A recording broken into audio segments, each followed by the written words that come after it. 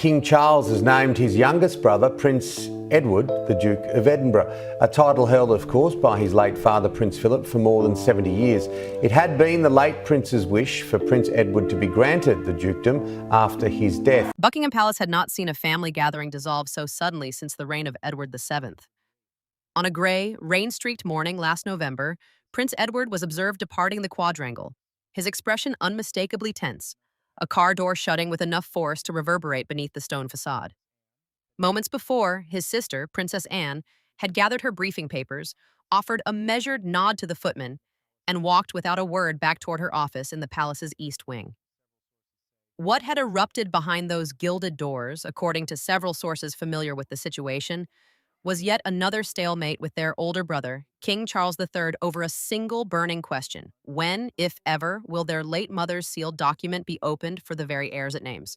For 18 months, the monarch has leaned on a century-old legal convention permitting senior royal wills to remain locked within a high court strongroom for a period of 90 years. 2. Judges have already affirmed the secrecy arrangement, invoking the dignity of the sovereign as their justification. The procedure may be entirely lawful, yet among Charles's siblings, it carries the weight of something far more deliberate. They have already seen the inventory. More than 400 pieces of Queen Elizabeth II's personal jewelry, ranging from the 1,333 stone diamond diadem to the Art Deco Greville emerald kokoshnik, along with rare Tudor pearls, imperial Russian brooches, and the celebrated Nizam of Hyderabad necklace, rest 12 meters beneath the marble hall in a climate-controlled vault connected directly to the palace's own police station. No figure embodies the friction more powerfully than Anne herself. She was barely 18 years old in 1969 when she first appeared in public unaccompanied, presiding over the opening of a rehabilitation facility in Shropshire. And in 1987, her mother conferred upon her the historic designation of Princess Royal, formally recognizing a schedule of duties that now leads the entire royal household in annual engagements, exceeding 400 each year. Elizabeth's courtiers frequently remarked on the quiet understanding between mother and daughter. It was Anne who received Gacama Park in 1976, and later the three-strand pearl necklace the Queen wore without exception for every Christmas broadcast. Yet, under English intestacy rules, children may claim a statutory entitlement only after a spouse's first £322,000 and half of whatever remains. Because assets transferred from sovereign to sovereign are shielded from the United Kingdom's 40% inheritance tax, Charles received the entirety, property, investment portfolios, and the subterranean jewel repository without paying a single penny to His Majesty's Revenue and Customs. What was once an accepted legal arrangement is beginning to acquire the appearance of favoritism in practice. Courtiers whisper that Queen Camilla has championed a one-crown philosophy, under which the late Queen's personal gemstones are considered most effective when maintained together in the service of the reigning couple. Her stylists have already conducted private test fittings with the elegant meander bandeau tiara. Its Greek key design, insiders say, complements Camilla's silver blonde coiffure admirably. Those trial sessions did not escape Anne's notice. The princess regards the bandeau as a personal heirloom connecting her to her paternal grandmother. Prince Edward, elevated recently to the Dukedom of Edinburgh, has expressed support for a middle path.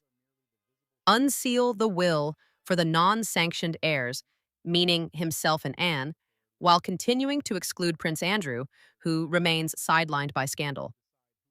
Palace aides drafted a written memorandum advancing precisely that proposal. Yet the king, citing the weight of state business, deferred the matter not once but 3 times. One aide characterized the atmosphere as tea-room polite on the surface and barrister-grade hostile beneath. To many people in Britain, the argument might resemble little more than a gilded sibling rivalry. Constitutional scholars, however, caution against that dismissal. The monarchy's moral standing, they contend, depends on fair and transparent conduct within its own household. If disclosure is withheld from those closest to the institution, to say nothing of the general public, on what grounds can the House of Windsor insist on accountability from elected politicians? As this account will demonstrate, the jewels are merely the visible fragments of a far deeper fracture. Camilla's assent, Charles's consolidation of royal authority, and a long-suppressed debate over whether sustained service rather than bloodline alone should determine who inherits the visible symbols of British continuity are all converging at once. Before you go any further, if you have found this account thoughtful and well-researched, please consider subscribing to the channel and turning on notifications. New episodes in this series arrive each week, and the story ahead becomes considerably more layered. When Prince Philip passed away, Sir Andrew McFarlane, at the time the president of the Family Division of the High Court, ruled that his will must be secured within a High Court strongroom for a minimum of 90 years, formalizing a convention that had been applied to every senior royal since 1910. 12 months later, executors acting for Queen Elizabeth II obtained an identical ruling. That document now rests inside a sealed envelope held at the Royal Courts of Justice, its contents known only to two presiding judges and a palace solicitor. For the broader Windsor family, the symbolism is stark. The family renowned for balcony appearances cannot read their own mother's final wishes. A retired courtier described the situation to this correspondent as follows. It is the sensation of standing locked outside your own home, except the home happens to be a vault and the keyhole has been welded shut. Why 90 years?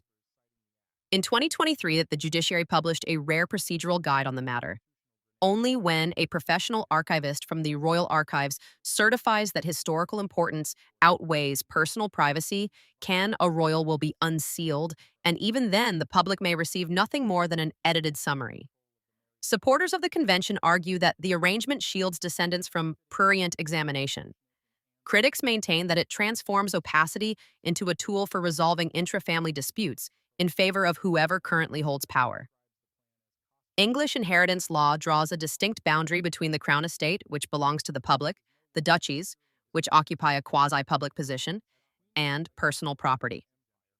Jewels such as the diamond diadem or the Nizam of Hyderabad necklace fall into the personal category. Yet once they pass from sovereign to sovereign, they activate a 1993 memorandum exempting them from the United Kingdom's 40% inheritance tax. In practical terms, the king may lawfully retain every stone without remitting a single pound to His Majesty's revenue and customs, a privilege entirely unavailable to his siblings. At this point, the Inheritance, Provision for Family Independence, Act 1975 becomes relevant. Section 1 of that act empowers the children of a deceased individual to apply to the courts for reasonable financial provision if they consider that a will, or the absence of one, leaves them without fair support. A successful application would compel disclosure of at least part of the sealed schedule of assets. Lawyers advising Prince Edward have drafted papers invoking the act. However, initiating litigation against a reigning monarch is, as one constitutional barrister described it privately, a grenade with a very short fuse. The sovereign cannot be compelled to give evidence in his own courts, which means any case would turn entirely on whether the court is prepared to order discovery through alternative means. Behind the legal maneuvering stands Queen Camilla, whose advisors have long advocated a single treasury approach. Retain Elizabeth's most historically significant pieces under the control of the ruling couple, maximizing flexibility for ceremonial occasions. Private fittings with the Greville kokoshnik and with Anne's treasured meander bandeau have circulated through stylist messaging groups, accelerating talk of appropriation. One senior dresser described the strategy as costume diplomacy, except that the price is paid entirely in family goodwill. The secrecy is no longer a matter confined to domestic disagreement. Campaigners in Scotland have already cited the royal tax exemption while lobbying to remove Charles's stamp duty relief on his Balmoral properties. Constitutional scholars warn that the monarchy's contemporary mandate, service justified through transparency, risks being corroded from within if the king is perceived to be accumulating untaxed wealth that his mother intended for wider distribution. 3 pathways are being examined at present. The first involves private mediation, in which palace aides would broker a confidential sharing arrangement, granting Anne a life loan of the pieces most closely associated with her public work, while keeping formal ownership within the royal collection. The second involves limited unsealing, whereby a judge would allow partial disclosure to Edward and Anne under binding confidentiality, meeting the Act's reasonable provision standard without requiring an open hearing. The third, and most combustible, involves open confrontation. Should mediation fail entirely, Edward could petition under the 1975 Act. While the Crown may challenge jurisdiction, the spectacle of an heir pursuing legal action against his reigning brother would transport the dispute from questions of tax exemption and tiara fittings into headlines reaching well beyond the palace gates. Deep beneath the marble floors of Buckingham Palace, a network of climate-controlled chambers maintains a constant forensic temperature of 22 degrees Celsius. In the innermost of these rooms, fingerprint scanners guard 40 velvet-lined drawers. Each drawer carries an index card typed on a vintage Remington machine. No computers are permitted. Together, the cards catalog approximately 400 personal jewels that once belonged to Queen Elizabeth II. The drawers are organized not by monetary value but by provenance. Wedding presents from 1947. State diadems. Greville bequests. Sir Christopher Geidt, the late Queen's former principal private secretary, described the room as a silent memoir written in diamonds. It is that memoir which now sits at the heart of the Windsor fracture because jewels carry truths that a sealed will cannot. Elizabeth's story opens with the diamond diadem, forged in 1820 for King George IV. The circlet holds 1,333 stones that catch daylight like frost settling on iron railings. Elizabeth wore it on every journey to the state opening of Parliament, its 4-carat yellow diamond catching the light above the window of the state Bentley. Curators attribute its mystique as much to repetition as to rarity.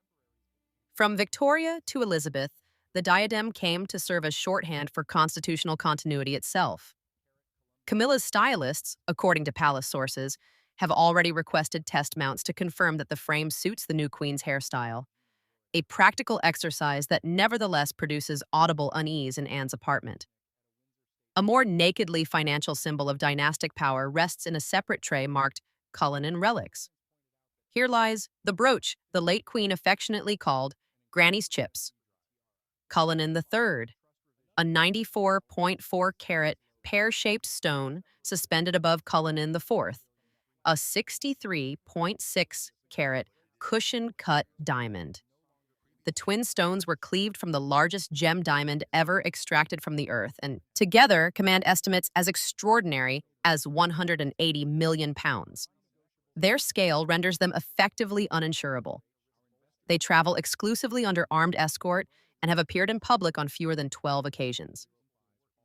Royal gemologists have noted that the brooch's platinum settings were adjusted in 1961 after Princess Anne, then a small child, reached up and tugged at the pin while playing beside her mother. Elizabeth recounted the episode with genuine amusement. Today, the same anecdote strengthens the case for Anne's personal connection to the piece. The collection's emotional peak may belong not to a crown but to a necklace. In 1947, the fabulously wealthy Nizam of Hyderabad cabled Cartier with an instruction that has become the stuff of royal legend: let the bride choose. The future queen selected a spray of roses tiara and a breathtaking riviere of pave petals, known today as the Nizam of Hyderabad necklace. Contemporary valuers place the piece at approximately 66 million pounds, placing it among the most costly privately held jewels anywhere on Earth.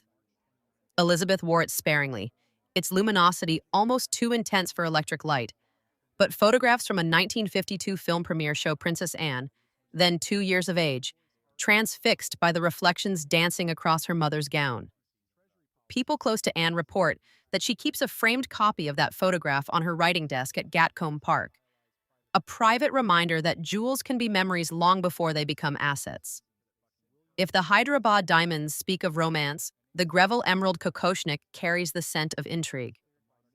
The society hostess Dame Margaret Greville bequeathed the tiara to Queen Elizabeth, the Queen Mother, in 1942, expressly for her use and enjoyment, phrasing that contemporaries understood as a mechanism for sidestepping wartime inheritance levies. Set with a 93.7-carat Colombian emerald and worked in platinum by Boucheron, the piece appeared only occasionally in public until 2018, when Princess Eugenie wore it at her wedding. Last November, Queen Camilla unveiled the kokoshnik at a Windsor Castle diplomatic reception, triggering a wave of headlines about what commentators called Camilla's emerald moment.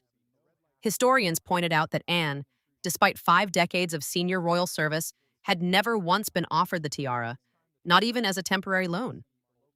Another convertible masterpiece is Queen Mary's fringe tiara, engineered on a spring-loaded frame so precise it can collapse entirely into a diamond collar.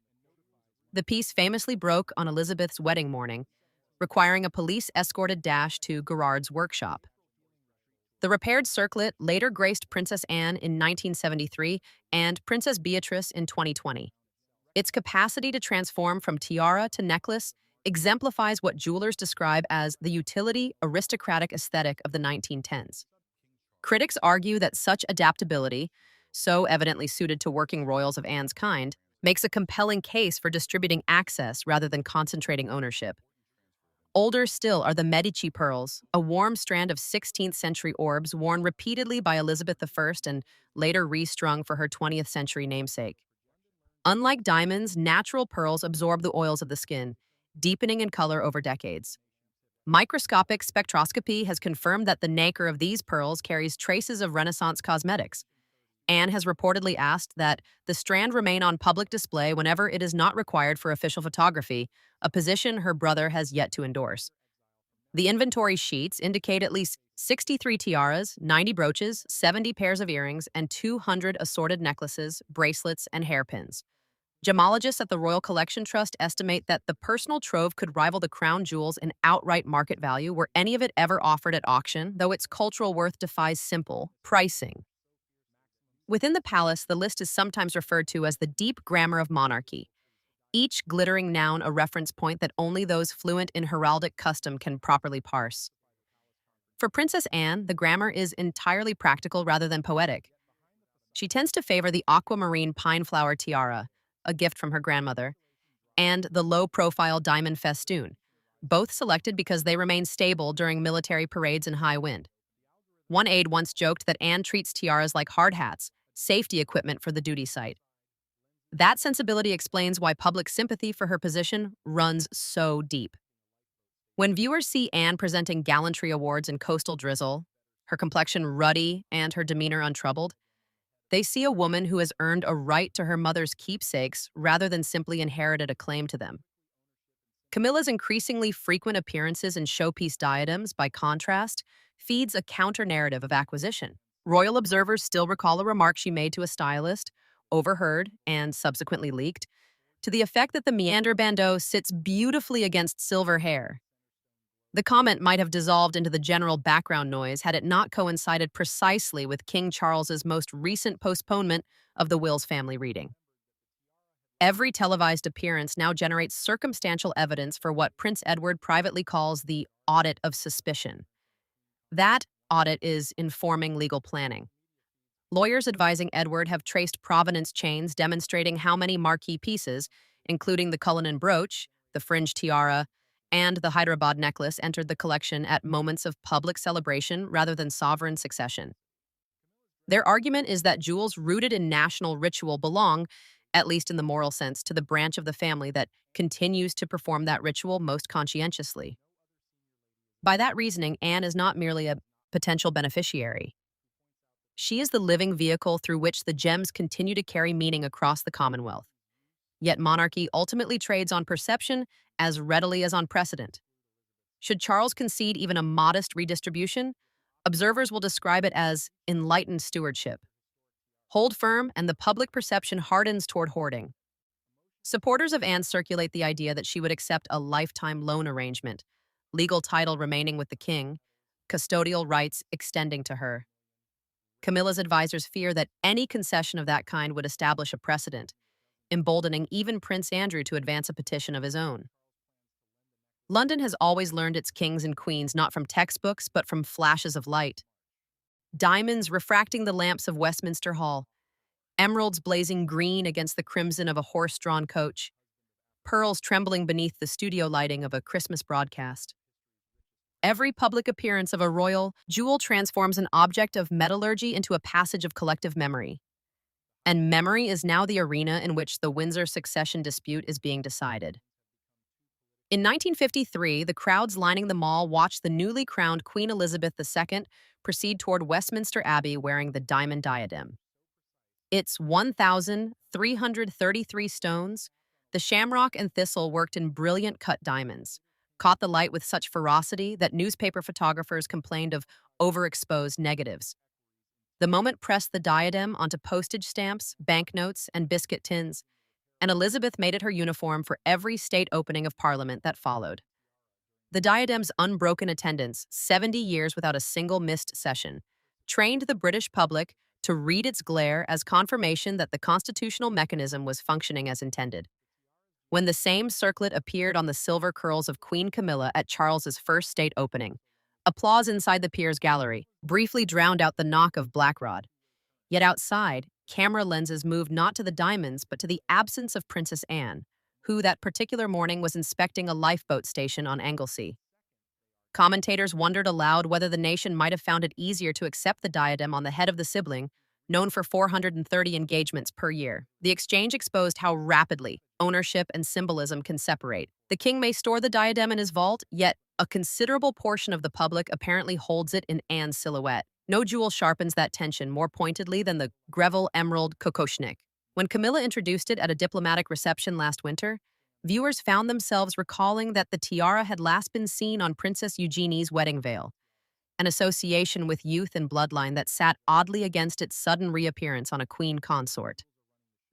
Social media immediately paired photographs of Camilla's expression with the hashtags tiara snatch and give Anne her emeralds, accumulating 3 million impressions before daylight. Inside the palace, the rotation was defended as logistical necessity. Camilla's dresser argued that only the queen consort could safely test the weight and comfort of the piece in advance of a forthcoming Commonwealth tour with Anne committed to New Zealand and Catherine to Canada. The explanation failed to satisfy Prince Edward, who pointed out that Dame Margaret Greville had specified Her Majesty's use and enjoyment, a phrase that, in his reading, was never intended to exclude the late Queen's own daughter. The legal nuance is dry, the optics are crystalline. Every occasion on which Camilla appears in another historic tiara sharpens the outline of the woman who is not wearing it. The emotional stakes climb whenever the Nizam of Hyderabad necklace enters the conversation. Cartier's cascade of diamond petals, valued at approximately £66 million, rarely leaves its case. Elizabeth herself wore it on fewer than a dozen occasions across 8 decades. When reports circulated that Charles was considering lending the necklace to Catherine, Princess of Wales, for the Nigerian state banquet in March, tabloids described the prospect as soft power in jewel form. Opposition commentators simply asked whether the consort of a continent struggling with poverty should be seen wearing a piece gifted by one of history's most extravagantly wealthy princes. In the event, Catherine arrived in sapphire silk and the Belgian sapphire tiara, as confirmed by Town & Country magazine. The Hyderabad remained in its case, proof perhaps that certain stones have acquired too much political weight to be safely deployed. Some jewels, however, outlast controversy by adapting. Queen Mary's fringe. Tiara is constructed on a hinge so finely engineered that it folds entirely into a diamond collar. The tiara snapped on Elizabeth's wedding. Mourning was repaired and was later fastened into Anne's hair in 1973. When Beatrice borrowed the same piece under the particular constraints of 2020, viewers saw in the lineage a thread of perseverance, a line of fracture followed by repair, not unlike the pattern families recognize in themselves. In today's inheritance dispute, the tiara's geometry has acquired the weight of metaphor, royal diamonds that can bend without fracturing, provided the hinge is maintained.